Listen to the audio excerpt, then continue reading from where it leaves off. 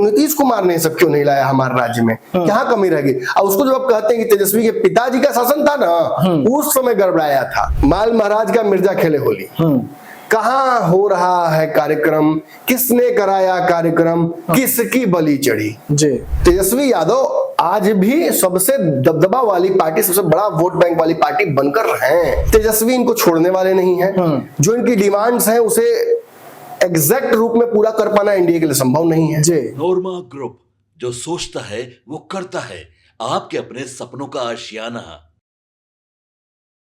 नमस्कार, मैं विकास सिंह राजपूत और आप देख रहे हैं पंचनामा, जहां हम करते हैं खबरों की चीरफाड़। वैसे में आज बिहार की राजनीति में कुछ बड़ा हो सकता है। अगर आज चुनाव हुआ बिहार में तो तेजस्वी यादव को सीएम बनने से कोई भी पार्टी, कोई भी नेता जो है नहीं रोक सकता है। आखिरकार तेजस्वी यादव ने रातों रात ऐसा क्या कुछ कर दिया बिहार में कि अगर अभी चुनाव हो जाए तो तेजस्वी यादव और लालू प्रसाद यादव का जो सपना था कि सीएम कुर्सी पर बैठाना है अपने पुत्र को, यानी कि तेजस्वी यादव को, वो कैसे पूरा होगा। और आज इसी पर हम पंचनामा करेंगे, चीरफाड़ करेंगे। तो हर रोज की तरह हमारे साथ हमारे संपादक डॉक्टर नमन मिश्रा सर हैं। हम सीधा सर से जुड़ते हैं। सर, अगर आज बिहार में चुनाव होता है तो बड़ा उलटफेर जो है वो देखने को मिल सकती है। तेजस्वी यादव को सीएम बनने से कोई भी नहीं रोक सकता। तो एनडीए में जो 5 घटक दल है, क्या इतनी आसानी से तेजस्वी को सीएम कुर्सी पर बैठने देंगे? देखिए, कागज पर अभी भी महागठबंधन के सामने एनडीए को एक लीड मिली हुई है। जी बहुत बड़ा गठबंधन है, बहुत सारे दल हैं, सभी दलों का अपना अपना जनाधार है, जातीय पकड़ है। और इन जातीय पकड़ वाले अलग अलग दलों को एक कागज पर जब जोड़ा जाता है तो सवर्णों और ईबीसी का एक बहुत बड़ा वोट भाजपा के पास चला जाता है। जदयू लौकुश समीकरण को साधने का दंभ भरती है, उसके सफलता भी उसमें कई बार प्राप्त हुई है। नीतीश कुमार के चेहरे पर भी एक बड़ा वोट है, और जहां एक तरफ नीतीश के चेहरे की वजह से वोट कटता है, वहीं बढ़ता भी है। और ये हर चुनाव में साबित किया है जदयू ने। जदयू का एवरेज वोट प्रतिशत किसी भी चुनाव में 12-11 से कम नहीं हुआ है। तो ये क्या साबित करता है? ये साबित करता है कि जदयू अपना जनाधार बचा कर रखी हुई है। और नीतीश कुमार के चेहरे, लवकुश और उसके बाद महिलाओं का वोट बैंक, ये जदयू का धरोहर है। जदयू तब तक समाप्त नहीं होगी जब तक नीतीश कुमार के कालजयी फैसले, चाहे शराबबंदी हो, महिलाओं का आरक्षण हो, पंचायत में हो, या नौकरियां बेटी को देना हो, या साइकिल देना हो, मिड डे मील हो, पोशाक हो, छात्रवृत्ति हो, या 10वीं उत्तीर्ण होने के बाद मिलता हो, या जो बच्चियां प्रसव से गुजरती हैं महिलाएं उसमें मिलता है, जो ये अद्वितीय है। ये बिहार को, बिहार के गांवों को, बिहार के पिछड़ेपन को बहुत हद तक इसने पाटा है। संपूर्ण बीमारी का इलाज नीतीश कुमार नहीं है, इसलिए एक बहुत बड़ा हिस्सा उनसे नफरत करता है। उसे लगता है कि नीतीश कुमार 20 साल मुख्यमंत्री रह गए, अब तक तो क्योटो बना देना चाहिए था, जापान बना देना चाहिए था। वो हुआ नहीं है। सच्चाई है कि इस बीच में नीतीश कुमार कई बार गड़बड़ाए भी हैं। अपनी राजनीति करने में 5 साल के लिए चुनकर आए हैं तो 2-2.5 साल बर्बाद किया है। तो इसकी वजह से नीतीश कुमार ने अपने 20 साल में लगभग 7-8 साल विशुद्ध राजनीति में बर्बाद किया है, जिसके चलते उनके खिलाफ एक एंटी इनकम्बेंसी डेवलप हुई है, जो उनके कुछ पुराने वोटर्स भागे दूर और कुछ नए वोटर्स उनके खिलाफ अपनी मनोस्थिति बना के रखे हुए। वैसे भी नीतीश कुमार 20 साल से अगर मुख्यमंत्री हैं, तो आज जो व्यक्ति 20 साल से 18 साल तक का है, जो वोट कर सकता है, वो पैदा ही हुआ था नीतीश कुमार के शासनकाल। वो तेजस्वी को अपना दुश्मन कहीं से नहीं मानता है, वो जंग राज नहीं देखे हुए हैं। तो वो नीतीश कुमार के 20 साल के शासन से संतुष्ट या असंतुष्ट दोनों में से कुछ भी हो सकता है। ज्यादा चांसेस असंतुष्ट होने के हैं। इसका एक नेचुरल कारण एंटी इनकम्बेंसी है। 20 साल तक शासन आपने किया तो सब गलती भी तो आपने ही की। और उसके मन में तो यही लगता है कम से कम उस वोटर के, खास करके इस वक्त जो युवा पीढ़ी है, तो वैसे वोटरों की संख्या बहुत ज्यादा है। अब 18 से 20 वर्ष तक केवल युवा ही ना है। और वो नीतीश कुमार के शासन काल को, जहां एक तरफ जब वो दिल्ली देखता है, विदेश देखता है, बाकी राज्य देखता है, टेक्नोलॉजिकल एडवांसमेंट देखता है, एआई देखता है, तो सोचता है कि अरे नीतीश कुमार ने सब क्यों नहीं लाया हमारे राज्य में, क्या कमी रह गई। अब उसको जब आप कहते हैं कि तेजस्वी के पिताजी का शासन था ना, उस समय गड़बड़ाया था, तब वो रिलेट नहीं कर पाता इस चीज से। तो यहाँ नीतीश कुमार काफी डैमेज होते हैं। बट अगेन नीतीश कुमार का हारा हुआ थका हुआ ऊंट भी 11 लीटर पानी पीता है। 11% नीतीश कुमार के पास वोट बैंक, वो कहीं नहीं झटक सकता है जी।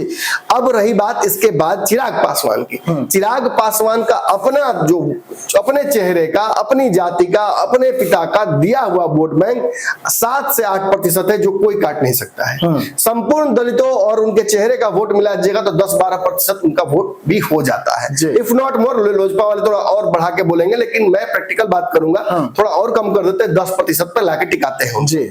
10% वोट चिराग पासवान ला सकते हैं, बिल्कुल। और उन्होंने साबित भी किया है 20 में भी और ये 24 में भी जी। इसके बाद उपेंद्र कुशवाहा है। उपेंद्र कुशवाहा जब दोनों गठबंधनों के खिलाफ चुनाव लड़े थे और एक गठबंधन तीसरा बनाया था, तब भी 3-4% वोट उनको आया था जी। ये क्या साबित करता है?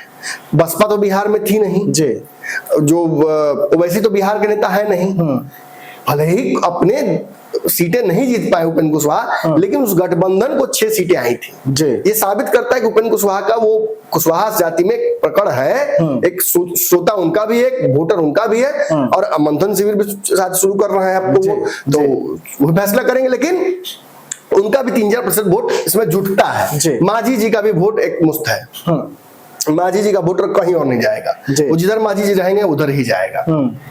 ऐसे में इन 5 दलों के सम्मिलित वोट बैंक को कागज पे जोड़ने पर 50 से ज्यादा प्रतिशत हो जाता है जी।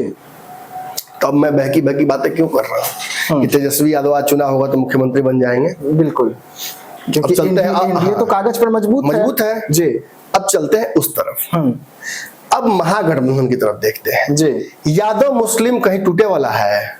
कभी नहीं। कहीं जाए वाला है? कभी भी नहीं।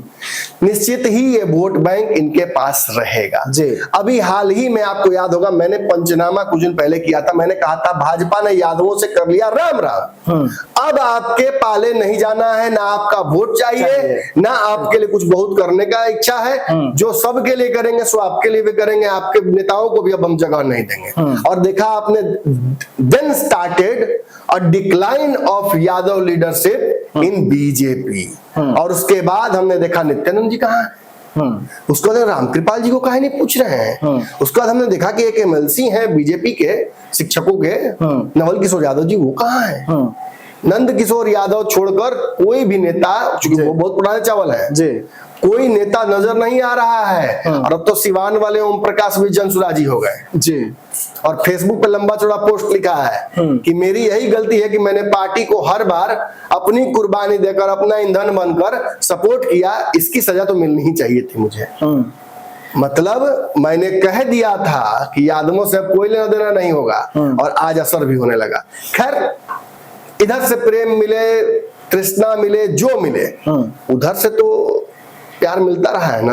राजद और लालू यादव के दरवाजे तो खुले हैं ना, बिल्कुल, चाहे मुस्लिम और यादव दोनों के लिए। बिल्कुल, आइए, एकदम पहले आओ पहले पाओ, एकदम पहली प्राथमिकता दी गई है। तो एमवाई अपने आप में इतना बड़ा वोट बैंक है कि तेजस्वी यादव खुद सीएम के कैंडिडेट हो जाते हैं, किसी के कहने के या किसी के टेस्टमेंट के मोहताज नहीं है। कांग्रेस फैसला नहीं करेगी, मुकेश सहनी फैसला नहीं करेंगे, ये राजद कर लेगी और बाकी को मानना पड़ेगा। कागज पर सबसे मजबूत पार्टी बिहार की राजद जी। अगर 14-17 आप जोड़ देते हैं तो ऐसे ही 30% से ऊपर हो जाता है जी। उधर अभी जोड़ते 50 होता है, 30% अकेले राजद, बिल्कुल। फिर कांग्रेस का कुछ पुराना वोट बैंक, पुराना जहांदार, हालांकि आई सीरियसली डाउट कि कांग्रेस का नाम लेवा कोई बच्चा है, जो बच्चे कुछ पुराने कांग्रेसी मनोज पांड्या, तथागत हर्षवर्धन जब बक्सर में, उनको तथागत हर्षवर्धन को एक बार बेइज्जत करके निकाला, मतलब निकाला नहीं, वो बेइज्जत हुए तो हट गए, और फिर मनोज पांडे को भी निकाल दिया, बिल्कुल। माने माल महाराज का मिर्जा खेले होली। कहाँ हो रहा है कार्यक्रम, किसने कराया कार्यक्रम, किसकी बलि चढ़ी जी।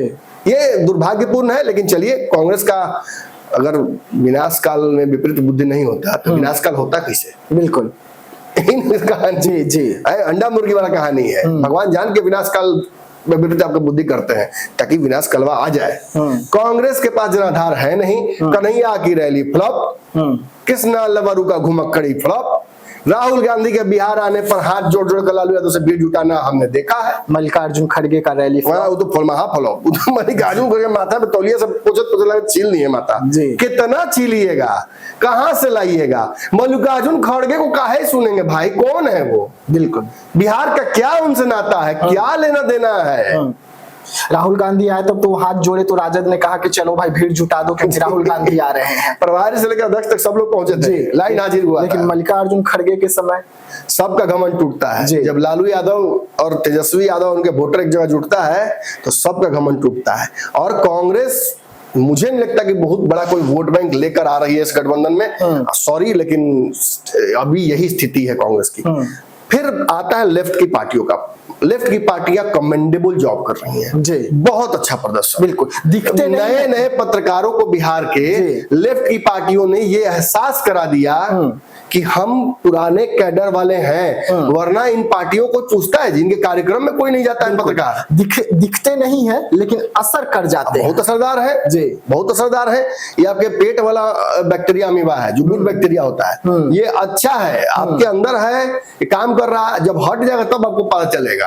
और इसीलिए कैडर बहुत बड़ा है इनका, बिल्कुल मल्टीप्लिकेशन बहुत सॉलिड चल रहा है। लेफ्ट बिहार में पता नहीं फिर से कैसे प्रॉस्पर हुआ, जिस भी कारण से प्रॉस्पर हुआ है, ये बहुत ही उम्मीद भरा है जी। लेफ्ट पॉलिटिक्स बर्बाद ना हो जाए, समाप्त ना हो जाए, इसका डर था। और बिहार में फिर से एक बार नई पौध तैयार हो गई और युवा नेता पैदा हुए हैं। कन्हैया कुमार के हत्ते लगा जैसे कि मैंने नहीं होता कि एक को निकाल दिए तो बाकी सब प्रॉस्पर करने लगा, वही लगता है कि गड़बड़ा है मामला, ऐसा कुछ हुआ। और कांग्रेस से कहीं बेहतर स्थिति में लेफ्ट की पार्टियां हैं और उनका प्रदर्शन भी बहुत लाजवाब है। ये तेजस्वी के वोट बैंक में इंप्रूवमेंट ला रही है। लेकिन इसके बाद यहीं पे लिस्ट समाप्त होती है। एक दल जो इस वक्त तेजस्वी यादव के साथ है, उसे भाजपा अपने पाले में करने के लिए हर प्रयास कर रही है। अभी तो फिलहाल मुकेश सहनी ऐसा दिखा रहे हैं कि वो उस तरफ नहीं जाएंगे, ऐसा कह रहे हैं, ऐसा अटेस्टमेंट दे रहे हैं, ऐसी सिक्योरिटी दे रहे हैं। और तेजस्वी भी इसीलिए अपने राइट साइड में उन्हीं को बिठा कर रख रहे हैं कि आप कहीं मत जाइएगा, बाकी लोग का आना जाना चलता रहता है, टेंशन मत लीजिए। आपकी आवश्यकता इस बार मुस्लिम यादव मलाह जोड़ दीजिएगा तो बिहार का विनिंग कॉम्बिनेशन है। ये दो पार्टियां मिलकर अपना वोट प्रतिशत 40-42% कर देती हैं। केवल तेजस्वी और मुकेश सहनी के जुड़ जाने से 40% से ऊपर का वोट बैंक इनके पास आ जाता है। और ये अगर आपको नहीं जिताएगा तो क्या जिताएगा? बिल्कुल, बच्चा को बोनवीटा पिला दिए, बच्चा को मल्टीविटामिन का टेबलेट खिला दिए, बच्चा को ट्यूशन लगा दिए, बच्चा स्कूल कर रहा है बड़का जगह पर, तब कैसे फेल कर जाएगा? तब कहीं चांसेस नहीं है। और ऊपर से आप 3 बूस्टर को रखे हैं लेफ्ट की बिल्कुल बिल्कुल, कांग्रेस भी है जी, स्टेपनी में तो जोड़ सकती है, स्टेपनी में जोड़ सकते हैं, कुछ दूर खींच सकती है अगर तो हुआ, लेकिन बूस्टर में तो 3 लेफ्ट की पार्टियां हैं। कहने का मतलब देखिए स्पष्ट है, मुकेश सहनी बैलेंसिंग वाली पार्टी बन गए। उनके पास सडनली एक ताकत आ गई कि एनडीए में आए तो एनडीए का बम बम, उधर गए तो उधर का बम बम। अब सच्चाई यही है कि सी वोटर का सर्वे हो, आरएसएस वाला सर्वे हो, या खुद जो राजद ने सर्वे कराया, अब तक उसकी जानकारी जाहिर नहीं की है क्योंकि इसमें ढेर लोग का विकेट गिरना है, राजद से कई सीटिंग विधायकों का टिकट कटना है। तो राजद वाले सर्वे हो या ये वाला सर्वे हो या सी वोटर सर्वे हो, सब में तेजस्वी यादव बिहार के मुख्यमंत्री के चॉइस सबसे बेहतर है, सबसे बेस्ट है और सबसे आगे हैं। दूर दूर तक कोई आधा दूरी पर भी इनके नहीं है, मतलब बहुत आगे चल रही है विराजत। यानी कि ये मान लिया जाए सर कि जिस तरीके से नीतीश कुमार ने बुझती हुई लालटेन में तेल डाल दी 17 महीने की सरकार चलाकर, ये तेल अब धीरे धीरे रोशनी दे रहा है। लेकिन नीतीश तक क्यों रुकिएगा? 20 में चिराग पासवान ने डाल दी, चिराग पासवान से ही शुरू कीजिए ना जी। 19 का चुनाव में राजद को कितना सीट आया था? 0। 20 में कितना आया? विधानसभा होते ही 75 सीटें आई जी, और 75 सीटें जीत कर 75 क्षेत्र आई थी, जितनी भी सीटें आई इतनी सीटें आई, और ये सबसे बड़ी पार्टी बिहार की बनी। सरकार नहीं बना पाई, अलग बात है, गठबंधन सही नहीं था, दूर रह गए और कांग्रेस गड़बड़ा गई उसकी वजह से। लेकिन चिराग पासवान ने जिन सीटों पर कमजोर किया उसकी वजह से सीटें उनकी बढ़ी, और उसकी वजह से तेजस्वी यादव आज भी सबसे दबदबा वाली पार्टी, सबसे बड़ा वोट बैंक वाली पार्टी बनकर हैं। अब समझ लीजिएगा, आपने कल बैठक देखी जी, आपने राजद वाली बैठक देखी जी, महागठबंधन की दोनों बैठकों में मुकेश सहनी नंबर 2 पर थे जी, नंबर 3 पर कांग्रेस, उसके बाद फिर लेफ्ट की पार्टी। जी। तेजस्वी इनको छोड़ने वाले नहीं है। जो इनकी डिमांड्स हैं उसे एग्जैक्ट रूप में पूरा कर पाना एनडीए के लिए संभव नहीं है जी। ना 60 सीट दे पाएंगे, ना 40 दे पाएंगे, ना 30 दे पाएंगे, छोड़िए 20 सीट नहीं दे पाएंगे मुकेश सहनी को। बिल्कुल। और उनको चाहिए कम से कम 35 सीटें। अगर उनको अपने सभी लोगों को लड़ाना है तो 30-35 तो चाहबे कीजिए, उसमें कोई संशय नहीं है। वो तो ज्यादा ही बोलेंगे, लेकिन मैं कह रहा हूं कि एडजस्टमेंट के बीच में हो सकता है। ऐसे में ये चाहे डिप्टी सीएम हो या सीटें हो या बिहार का में आरक्षण की जो डिमांड है इनके समाज को लेकर, ये सब कुछ तेजस्वी यादव ही दे सकते हैं। इसलिए फिलहाल वो यहाँ है। अब आते हैं एनडीए की तरफ। यहाँ मैं छोड़ देता हूँ इस चीज को, एनडीए की तरफ आते हैं। एनडीए की अच्छाइयां तो मैंने बता दी, अब शुरू करते हैं बुराइयों। जो घर में खरमंडल हो गया है। चिराग पासवान को 40 सीट चाहिए, हर 40 प्लस हर जिला में एक चाहिए। ना वो तो 40 प्लस ठीक है, लेकिन हर जिला में एक चाहिए कम से कम। 40 हो जाता है। अब इसके बाद आप और एक अगर सोचते हैं 40 सीट दे भी देते हैं तो चिराग पासवान ने शर्त बढ़ा दी, अब सीएम भी बनना है। इन दोनों शर्तों के साथ तो चिराग पासवान इस गठबंधन में नहीं रह सकते, कभी नहीं, संभव ही नहीं जी। एक पेच यहाँ फंस गया, अगर मनाइएगा भी तो आधा मन से ही मानेंगे। अरे जो सीएम मांगा उसको डिप्टी सीएम दीजिएगा तो थोड़ा कहेगा ठीक है बैठ जाते हैं, लेकिन इस ठीक नहीं कर रहे हैं। नीतीश कुमार कभी चाहेंगे नहीं कि चिराग पासवान इन शर्तों के साथ एनडीए में रहे। बिल्कुल, नीतीश क्यों चाहेंगे भाई? नीतीश कुमार को तो हर तरफ से नुकसान, सीटों में से क्या तो भी दे। अब कुर्सी कैसे दे दे? बिल्कुल, एक कुर्सी पे एक ही आदमी बैठ सकता है, यहाँ नियम दूसरा है। खैर, चिराग पासवान की तो स्थिति मैंने बता दी जी। मांझी जी का शर्त याद है आपको? हमें भी धोखा हुआ है, दोनों जगह से धोखा होता है, यहाँ से भी धोखा हुआ है। मंत्रिमंडल को लेकर एक बयान आ गया था और फिर वो कह ही रहे हैं कि हम भी 40-50 सीट चाहते हैं जी। कम सीट पे कैसे हो जाएगा, हमको बहुत लोगों को लड़ाना है। 18-20 गो तो घरे में है। हाँ भले वो तो नहीं बोला उन्होंने, लेकिन सच बात है कि मतलब है तो लोग हैं जी। और मांझी जी की डिमांड्स जो हैं वो पॉलिटिकल टेम्परेचर बढ़ाने के लिए ही होती हैं। बिल्कुल। बट जब भी इस तरह की बयानबाजी वो करने लगते हैं तो बिहार में कुछ बड़ा हो जाता है जी। मैंने हर बार देखा है जी। पिछली बार भी नीतीश कुमार साथ थे, ऐसी डिमांड की है, तेजस्वी नीतीश नहीं सुने, चले आए एनडीए में। तो there is a large possibility, हालांकि उनको केंद्र में मंत्री हैं, उनके पुत्र भी बिहार में मंत्री हैं, तो ये सब चीज जेपरडाइज तो वो नहीं करेंगे जी। अपनी पार्टी की वर्तमान जो विंटेज पॉइंट है उसको जेपरडाइज तो नहीं करेंगे, लेकिन मुझे लगता है कि उनकी सीटों को लेकर जो शर्त है वो अति महत्वाकांक्षी है। भाजपा जितना दे सकती है उसके 4-5 है। तो यहाँ तो थोड़ा सा मामला गड़बड़ाएगा। आधे मन से ही फिर काम करेंगे, अपनी सीटों पर ही फोकस रखेंगे, बाकी लोगों के लिए बहुत दिल से नहीं जाएंगे, खुश होते नजर नहीं आ रहे हैं। अब आते हैं उपेंद्र कुशवाहा के पास। उपेंद्र कुशवाहा की वर्तमान स्थिति मैं बताऊं आपको, वो एनडीए में है कि नहीं इस पर संशय है मुझे। कल कार्यक्रम में वो थे ना जी, मैं बहुत जिम्मेवारी से बात बोल रहा हूं। बिल्कुल भी मंच पूरा खाली था, मंच पे दिखे ही नहीं। थे लेकिन दिखे नहीं। अच्छा, बाद में फिर एक फोटो मेरे पास आया जिसमें वो दिख रहे हैं। अच्छा, सबसे राइट एक्सट्रीम कॉर्नर पर हैं। मैं फोटो आपको दिखा देता हूँ, देख लीजिए जी। सबसे राइट एक्सट्रीम कॉर्नर पर है और ये मिल गया। हाँ, जगह तो मिला, प्रोटोकॉल में थे, सभी को बुलाया गया था, लेकिन नरेंद्र मोदी ने उस तरीके का प्यार और वो नहीं दिखाया। हो सकता है पहलगाम हमले के चलते हुआ हो, लेकिन जो एक्सपेक्टेड था और जो अंदर नाराजगी कि उपेंद्र कुशवाहा नखड़ा पसारने वाले बच्चों में से नहीं है, वो धीरे से उठेंगे, गायब हो जाएंगे। कहाँ गए बाबू, जो ठोक लगेगा। अभी तो मंच पे थे, तो 3 दिन का जो इनका शिविर है ना, वो उसी के लिए है, उसी तैयारी के लिए है कि भैया आप क्या करना है। फिर तीसरा मोर्चा काम है, ओएसी जी हेलो, आवाज आ रही है, आपका बड़ा बढ़िया बयान सुने पहलगाम वाले में, बहुत बढ़िया दिए दवाई आप, नहीं मिला जाए कभी चाय कॉफी कुछ, हैदराबाद का टिकट कट जाएगा तब क्या होगा। अरे मायावती जी आपके तो बड़े प्रशंसक रहे हैं हम, आपको तो बड़ी पिछले चुनाव में भी हम लोगों ने बहुत अच्छा काम किया। हाँ हाँ तेजस्वी जी, क्या आप महाराज, आपसे होनहार कोई है, कोई टिक सकता है आपके बराबर में? अभी तक उपेंद्र कुशवाहा ने निशांत का स्वागत नहीं किया, बताइए। नीतीश कुमार को खून देने चले हैं, अब भतीजा इंतजार कर रहा है इना की कम से कम रेड कारपेट बिछाएं कि आइए आपका इंतजार है, यही मेरा भतीजा बिहार का अब सीएम बनेगा, इसी को आगे बढ़ाना है ना हम लोग को। अरे कम से कम नीतीश तेजस्वी कैसे ठोक दिए थे पीठ, वैसे ही ठोक देते उपेंद्र कुशवाहा जी निशांत का। बिल्कुल। लेकिन देखिए मैं खुल के क्या चल रहा है इनके दिमाग में उपेंद्र कुशवाहा के, ये 3 दिन की बैठक के बाद समझ में आएगा।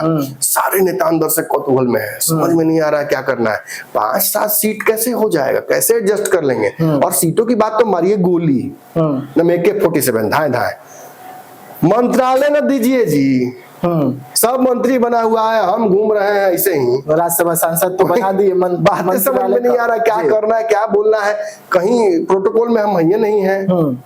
तो ये सोचना होगा ना, ये कुशवाहा इतना मेरे साथ धोखा हुआ फिर भी हम चुप थे, इतना पवन सिंह से खेला कराए आप लोग फिर भी चुप हैं, अब तो RK सिंह भी बोल रहे हैं, तो आपको ध्यान देना चाहिए, मंत्रिमंडल विस्तार जल्दी कीजिए, थोड़ा सा हम लोग की तरफ भी आए कुछ, तब तो आदमी ताकत लगाए जी।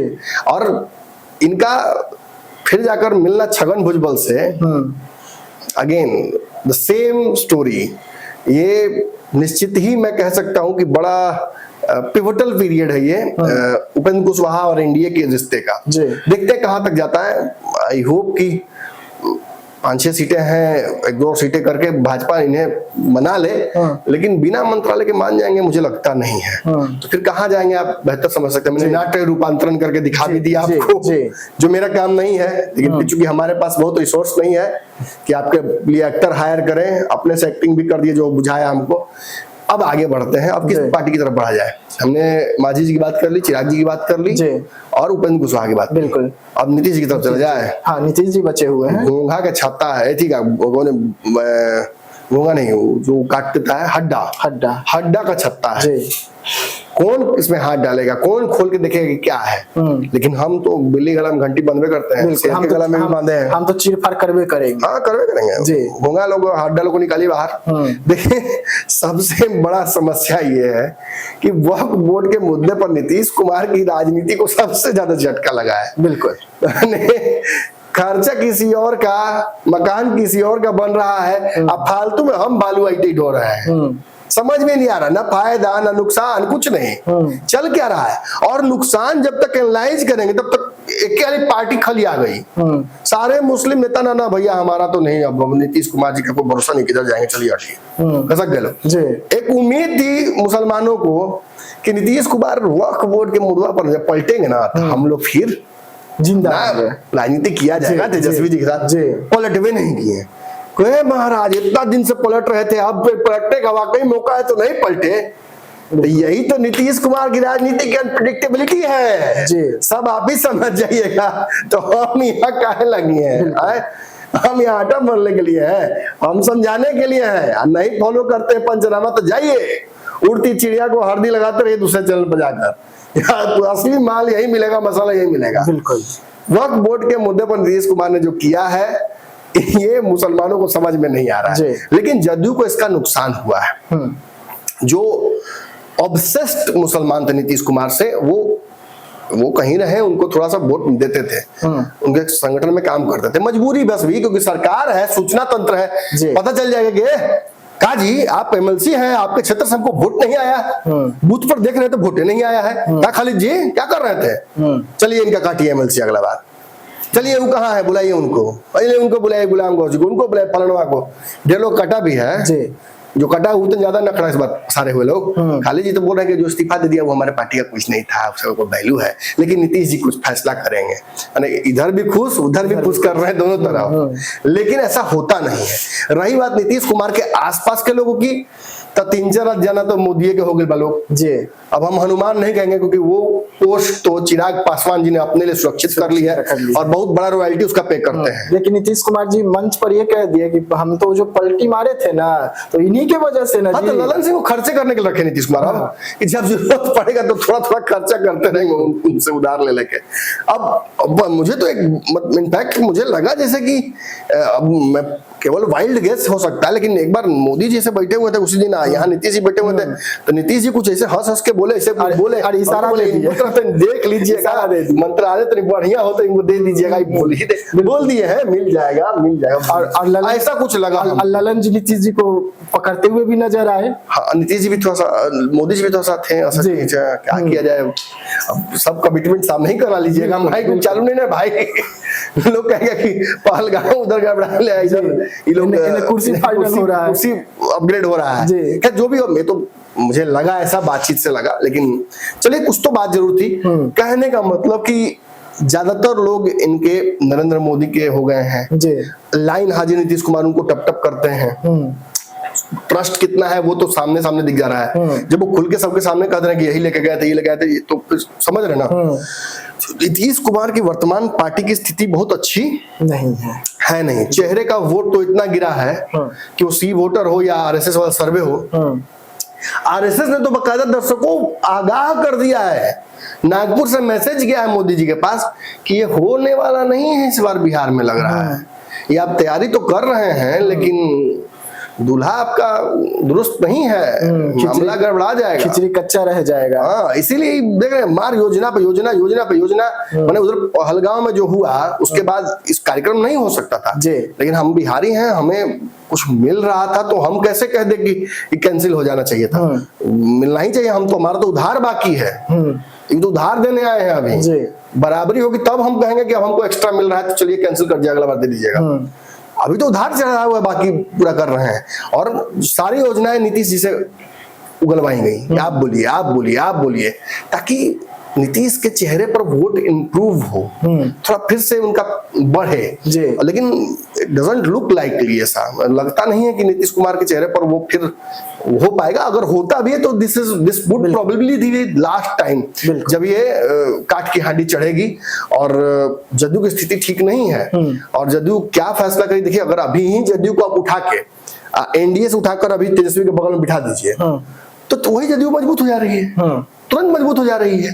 अब इस तरफ आते ही पता नहीं पानी का मगरमच्छ वाला हाल हो गया है कि वापस महागठबंधन डालते हैं, जो कि नीतीश का नेचुरल अलायंस हमेशा बीजेपी के साथ रहा है, बट आज पता नहीं क्यों नीतीश कुमार को अगर महागठबंधन डाल रहे हैं तो वो मजबूत नजर आ रहे हैं।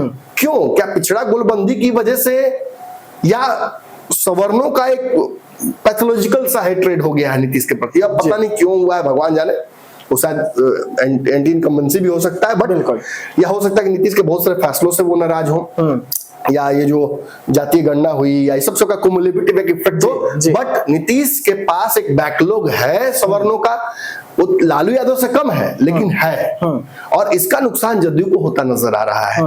अब रही भाजपा की बात, तो भाजपा के पास वही भाजपा का वो हाल है ना कि गाड़ी तो फरारी ले लिए एकदम टनाटन कैश दे के, यो नहीं कि ईएमआई नहीं, अभी जमीन बेचा है हमारा हाईवे पर, लीजिए फरारी एकदम डिलीवर की लाल वाला, एकदम घर के सामने टहटा लगना चाहिए, ले लिए फरारी, ले लिए चमकाने के लिए, एकदम लगा दिए, लोग भीड़ जुटा दिए, चला के दिखावा।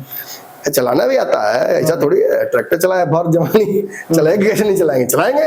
गए तेल भराने तो कह रहे हैं कि जहाँ पैसे नहीं है सब तो फेरारी में लगा दिए। ये हाल है इस वक्त भाजपा का बिहार में। भाजपा के पास फरारी है जी, सब कुछ ताकत है, संगठन है, पैसा है, मौका है, पहलगाम का वो घटना, राष्ट्रवाद, सब कुछ उफान मारेगा चुनाव में, लेकिन तेले नहीं। बिना तेल के फरारी कहां जाएगी? और कौन सा तेल नहीं है ये हम आज नहीं बताएंगे, ये आप अपने से अंदाजा लगाइए कि कौन सा तेल नहीं है। जब तक आप नहीं बैठिएगा ड्राइविंग सीट पर तब तक आपकी फरारी नहीं चलेगी जी, as simple as that. BJP यहीं पर आकर थोड़ा रुक फंस जा रही है। उसे नीतीश, देखिए बीजेपी को लगता है जीत जरूरी है लेकिन नीतीश मजबूरी है, यहीं पे आके सारा पेच फंस रहा है। और जब एनडीए में इतनी सारी समस्याएं हैं, समझ रहे ना जी, और वर्तमान आज तेजस्वी यादव के साथ मुकेश सहनी है, मजबूती से बिल्कुल आज है जी, कल है कि नहीं इसकी गारंटी में नहीं ले रहा जी, ये गारंटी मुकेश सहनी ही ले। वो बोल रहे हैं, विश्वास करना पड़ेगा उस बात पे, लेकिन राजनीति में किस पे विश्वास करे किस पे नहीं करे ये नहीं कह सकता है। आज चुनाव हो जाता स्थिति में तो एनडीए एकजुट नहीं है, मैं दावे से कह सकता हूं, और तेजस्वी यादव को मलाह वोट करेंगे, तेजस्वी मुख्यमंत्री बन जाएंगे आज के आज जी।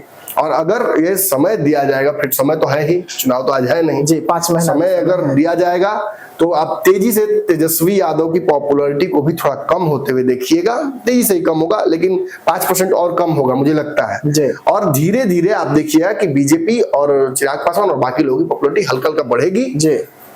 आगे मुकेश सहनी कहाँ रहेंगे इस पर सब कुछ डिपेंड करेगा। आज तो साथ है जी। देखिए, पंचनामा देख रहे थे आप, जहां पर हम खबरों की चीरफाड़ कर रहे थे, और अगर आज चुनाव होता है तो तेजस्वी यादव जो है वो सीएम हो सकते हैं। इसके पीछे की बड़ी वजह क्या रहेगी उसे हमने आपको चीरफाड़ करके पूरी तरीके से सामने रख दिया। तो फिर हम आपके साथ कल मिलेंगे, तब तक ले दीजिएगा इजाजत। धन्यवाद।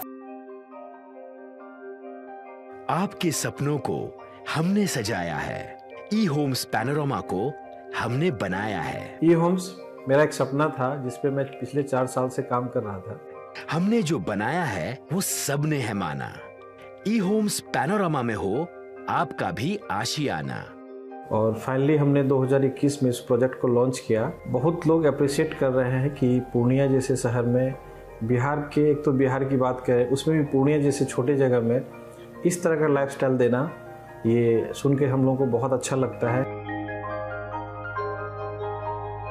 ई होम्स में हमने कुछ और भी किया है, जैसे हम जिस जगह में रह रहे हैं हमारे फैमिली सिक्योर हो, उनको सिक्योरिटी का ध्यान में रखा है।